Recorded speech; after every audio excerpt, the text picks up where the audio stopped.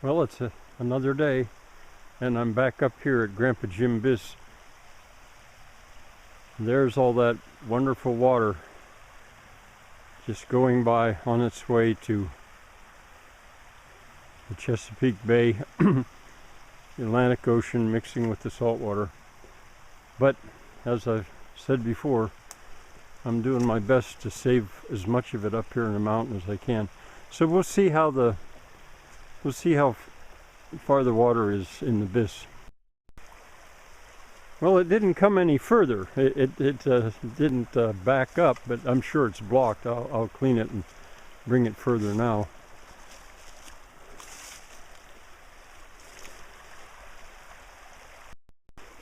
There's where I came from. There's the cliff. And sure enough, here's 1, 2, 3, 4 places that leaves have blocked it. And so I'll clean them and do a little bit more, see what else I find.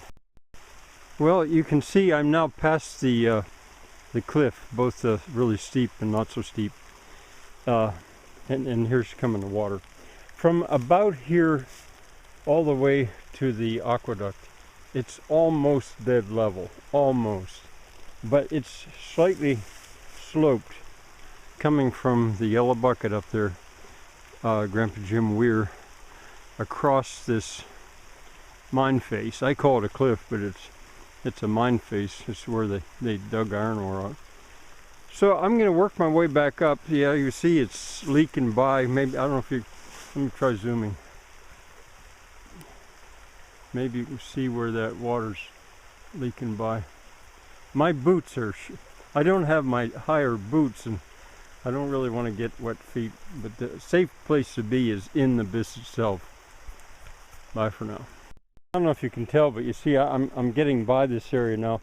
But one of the problems here is there's nothing to build with. I have to go down to the creek to get stones and carry them up here to build this wall up, which takes some time and is slippery, and I just don't feel like doing it right now. Another thing, if I'd bring a hatchet up here or an axe, I could cut those roots down, cut a path through the roots for the water. I've just been so reluctant to do that because these trees, I mean, this is such a gorgeous oak, and I sure don't want them to die. Here's the spot. I keep filming the yellow bucket to put you in perspective. This tree as well, I really need to cut that root back some. It probably wouldn't hurt the tree much at all, but that constriction tends to catch sticks and block stuff. This, and then right there. One day I'll bring the hatchet up and I'll do it, but I don't really want to.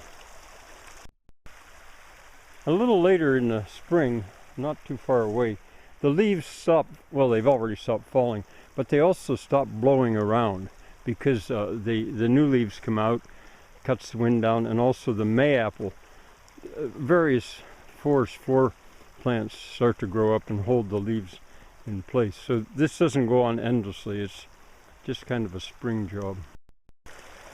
There's so much leakage going on here at Grandpa Jim Weir, but it's not really a problem right now because I've got plenty of water heading for the aqueduct. The problem now is just to get it there, to keep it clear enough and keep it going. No shortage of water.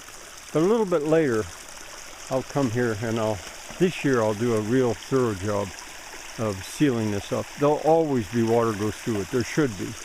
Leaky weirs is a term that around the globe people use. And the white plastic, those are places that I've plugged holes. So the material's here to work with. Oh, and I sort of planned for in the month of May, come Maying up here with friends. There's even a couple, Sean and Mary Ellen, that are already planning to spend some time up here flirting in the water. Those ripples, or riffles that you see, they're an indication of a hydraulic jump, you would call it. It's falling. The water's falling there. A little bit of a ripple there too. But from here all the way out to the field, there should be No more ripples at all because it's so close to level.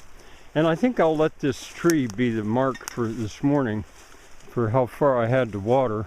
That's usually Jim and Jam's job, those tortoise shells. I'll bring them up next time. And this tree, some of you might remember it from last year. It fell over down there.